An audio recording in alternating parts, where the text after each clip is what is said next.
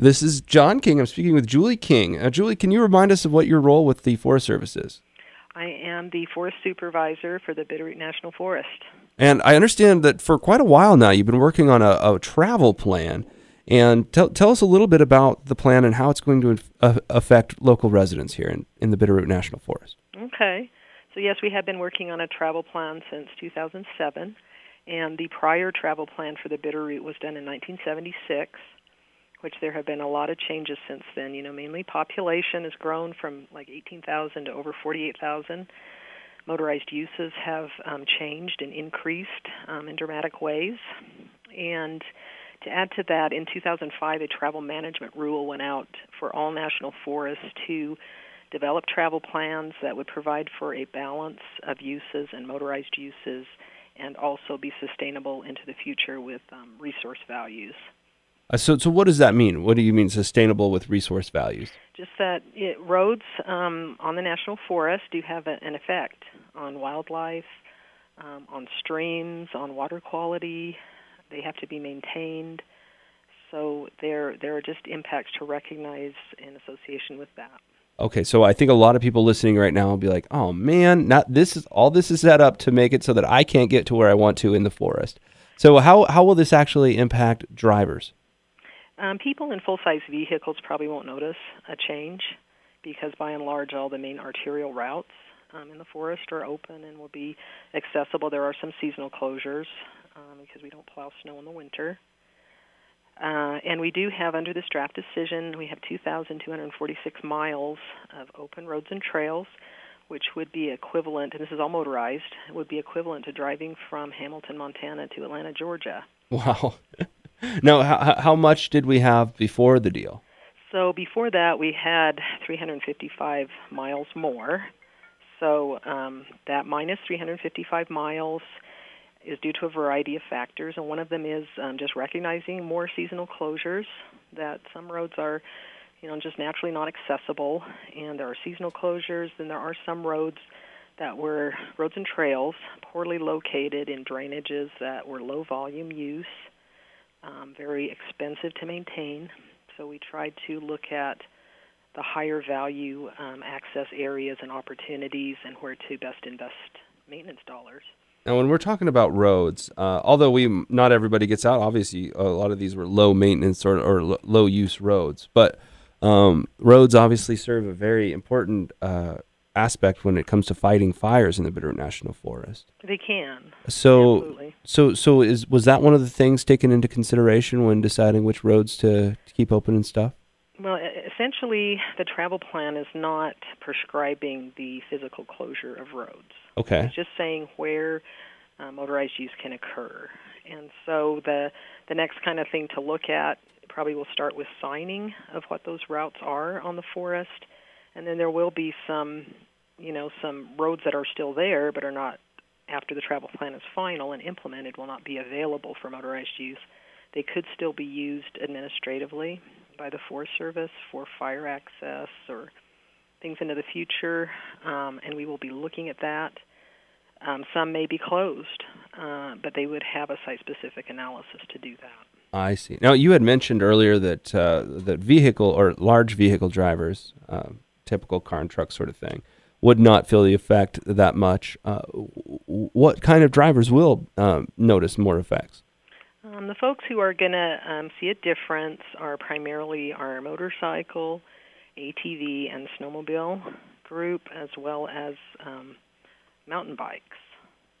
And the big reason is that we have two very large wilderness study areas on the forest, the Blue Joint and the Sapphire, and they were designated in 1977 by Congress, and Congress asked for them to be studied for a period of 5 years, and then they were going to make a decision on whether to include them in the wilderness system or release them, and that decision wasn't made.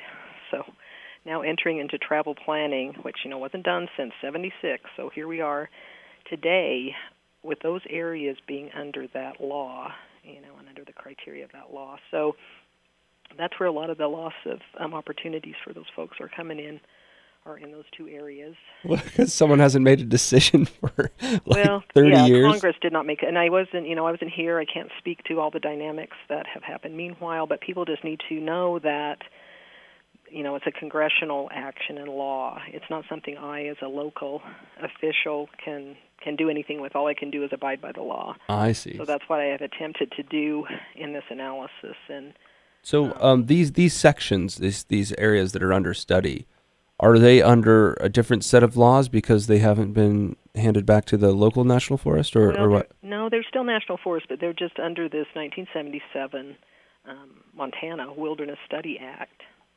And there also was, in 2011, there was a Ninth Circuit Court decision that came down on another travel plan on a forest in Montana that was very specific about, motorized uses within a wilderness study area.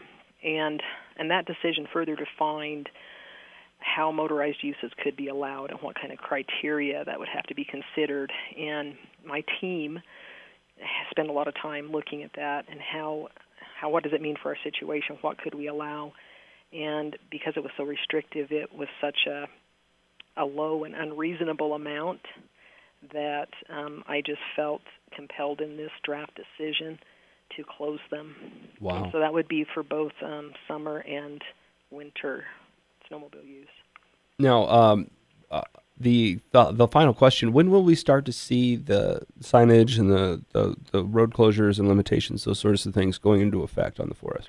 Well, right now all I'm doing is releasing a draft record of decision, and starting April 15th next week, a legal notice will start the 45-day objection period.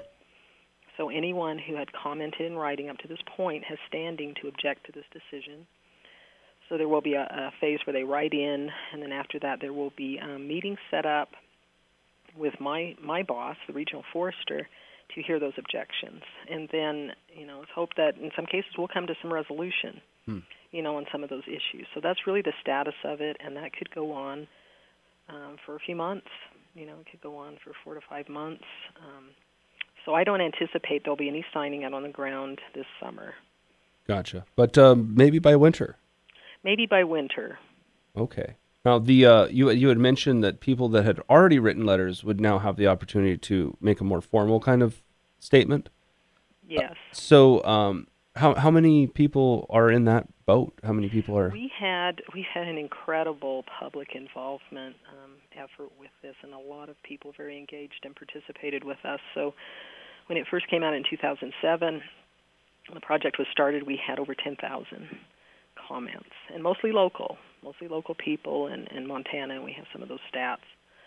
So then when we released the draft environmental impact statement in 2009, we had another level of involvement and about 3,000 more comments.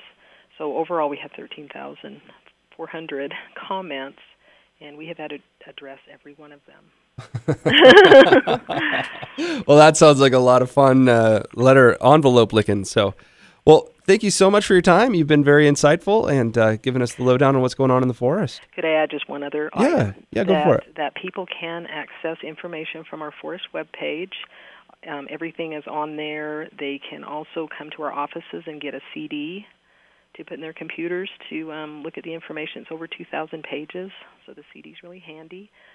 Local libraries here in the Bitterroot will also have hard copies, and our offices will have hard copies that people can come and see. All right. Well, Julie King, I love your last name, by the way. Oh, you too. Yeah.